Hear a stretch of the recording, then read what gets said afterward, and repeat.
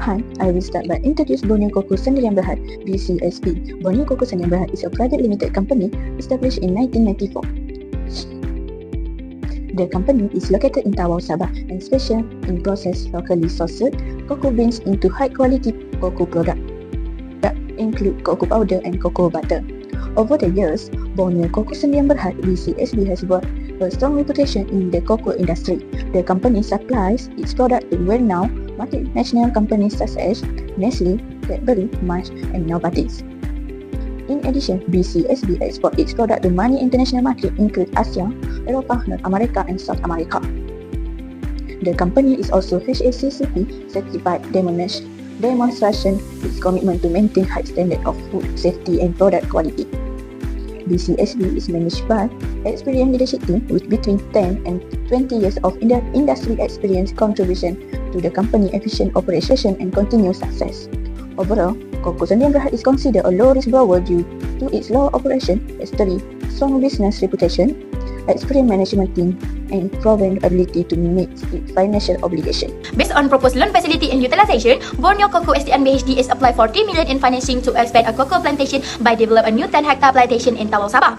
The expansion aims to secure a stable cocoa bean supply, support sustainability agriculture, and meet increasing market demand. The financing costing over 2 million term loan for land purchase and plantation development, a 500,000 hire purchase facility for environmental friendly machinery, and 500,000 overdraft for working capital. Overall, this expansion is expected to improve production efficiency, strengthen the company market position, and support long-term sustainability growth. The project is assessed as having moderate risk. Its strengths include experience management, strong export relationship, increasing global demand, and stable cash flow. However, the company may face a risk such as cocoa price fluctuation, weather condition, rising production costs, labor shortage, and foreign exchange risk. This risk are mitigated through director personal guarantee, corporate backing from Borneo Holding BHD, and the plantation being flagged as collateral. Now, let's look at the ownership and management of Borneo Cocoa Sendirian Berhad (BCSB).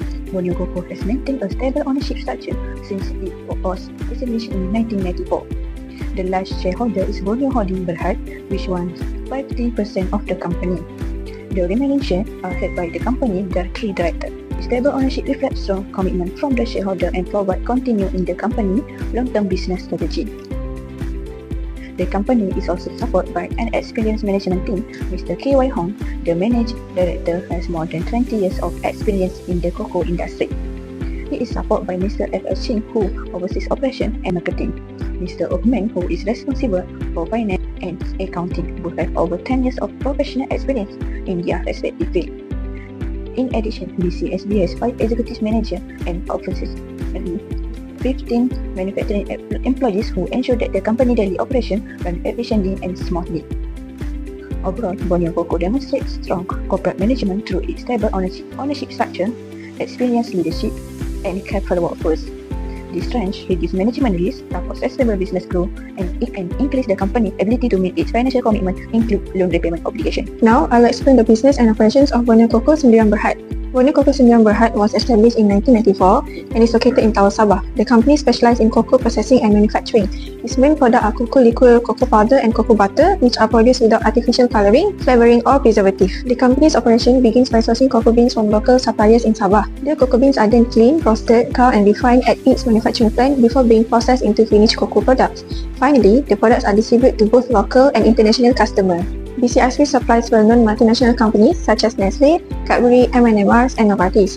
Besides serving the Malaysian market, the company also exports its product to North America, South America, Western Europe, and East Asia. It shows that the company has built a strong reputation and a wide international customer base. In terms of business performance, BCSB has shown significant growth over the past 5 years. The company's revenue increased from 10.32 million in 2021 to 23.45 million in 2025. This reflects the growing demand for its cocoa products in both domestic and international markets. To support future growth, the company plans to develop a 10-hectare sustainable cocoa plantation in Sabah. This expansion will help secure a consistent supply of quality cocoa beans, reduce dependence on external suppliers, and strengthen the company's long-term competitiveness while promoting sustainable agriculture. However, the company still faces several business risks, including fluctuations in cocoa price, climate-related challenge, and change in global market demand. Despite these risks, the overall business outlook remains favorable because BCSB has an established market position, a strong customer base, and good future growth potential. Therefore, the business risk is considered moderate and manageable. Based on our analysis, Malaysia's economy remains stable and supports business expansion. This creates a favorable environment for BCSB Sustainable Cocoa Plantation Project.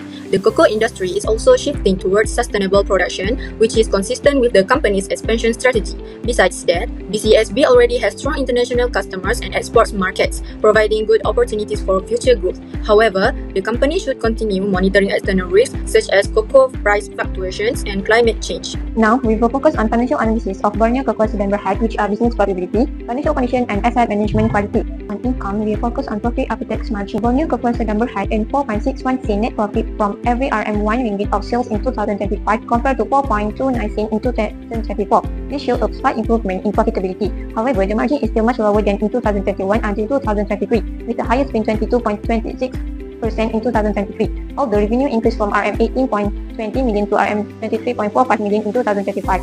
Profit don't increase at the same rate because higher production, operating, financing, and tax costs. Overall, the company remains profitable, but its efficiency in converting sales into net profit has declined.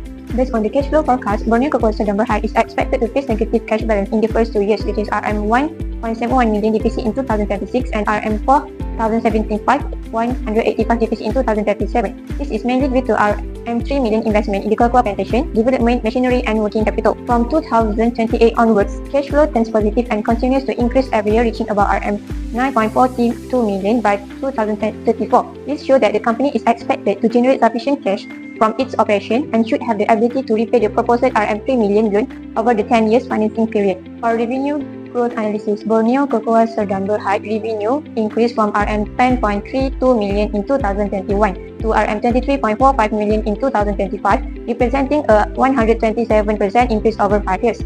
Although revenue growth slowed to 1.4% in 2023, the company recovered strongly with 33.4% growth in 2024 and 28.9% in 2025.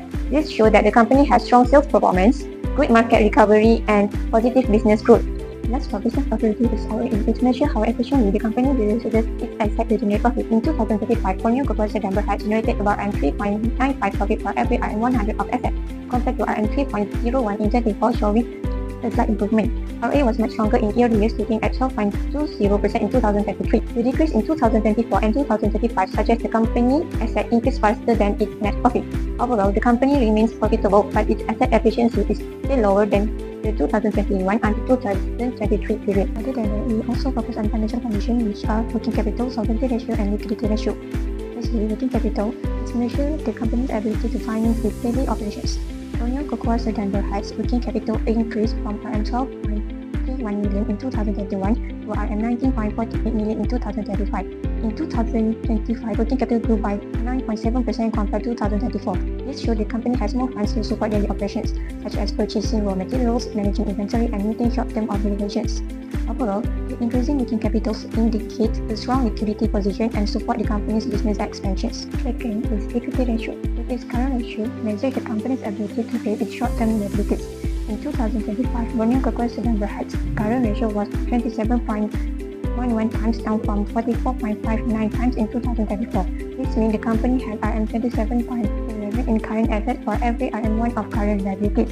Although the ratio has decreased over the years, it is still well above the recommended benchmark of 1 to 2 times, indicating that the company has a very strong liquidity position and can easily meet its short-term obligation. Last, for solvency ratio, the gearing ratio measures how much the company relies on debt financing.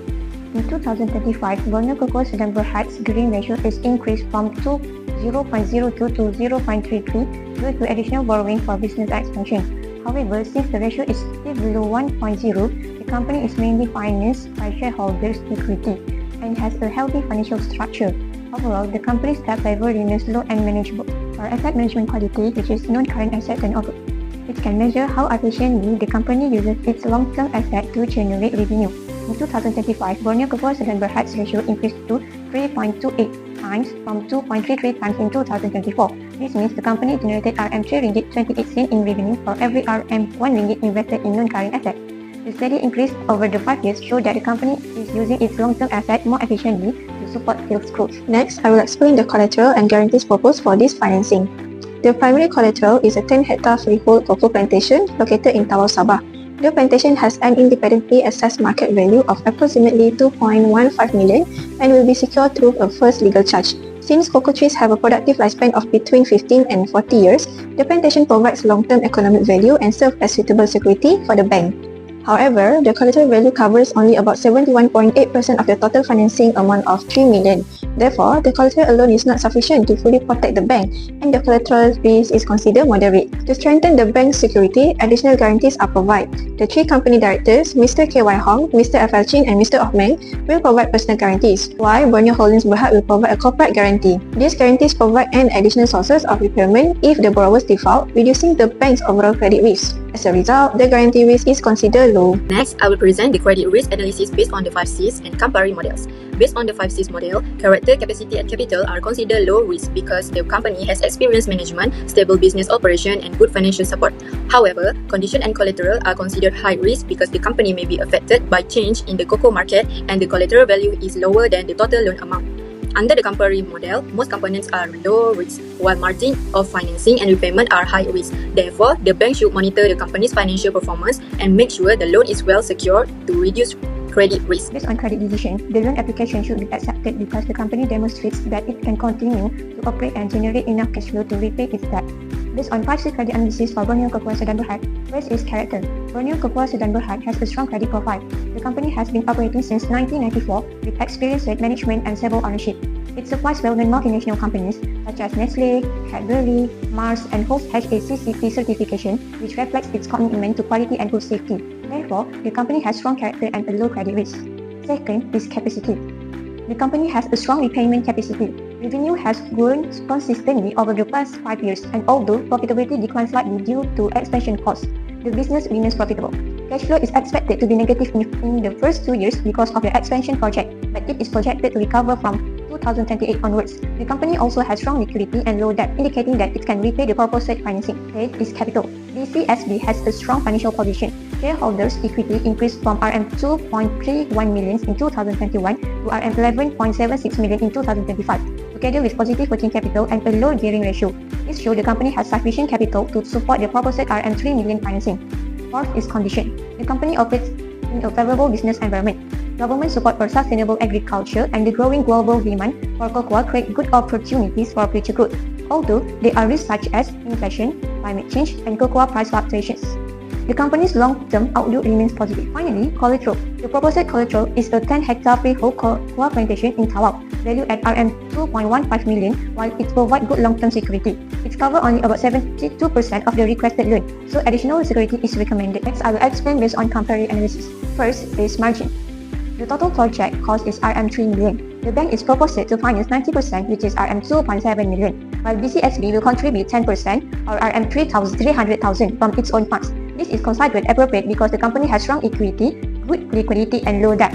Second, purpose. The financing will be used to purchase a 10-hectare cocoa plantation, develop the plantation, purchase eco-friendly machinery and equipment, and it also provides working capital. This supports the company's long-term growth and sustainable cocoa production.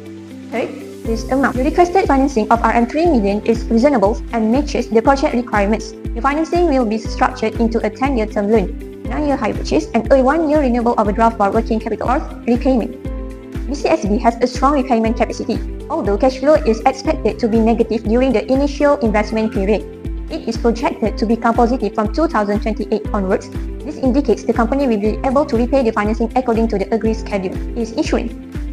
It is recommended to protect the pledged assets and business operations against risks such as fire, machinery damage, and other unexpected events. This provides additional protection for both the banks and the company. First principle is protection. This financing is classified as a secure loan because it is backed by a first legal charge over the 10-hectare cocoa plantation. In addition, the bank is protected by personal guarantees from the company directors and a corporate guarantee from Borneo Holdings Berhad. These securities provide the bank with an additional sources of repayment if the borrower fails to meet its obligation. The second principle is risk taking. Before approving the loan, the bank evaluates whether the level of risk is acceptable. Although the cocoa industry is exposed to risks such as fluctuating cocoa price and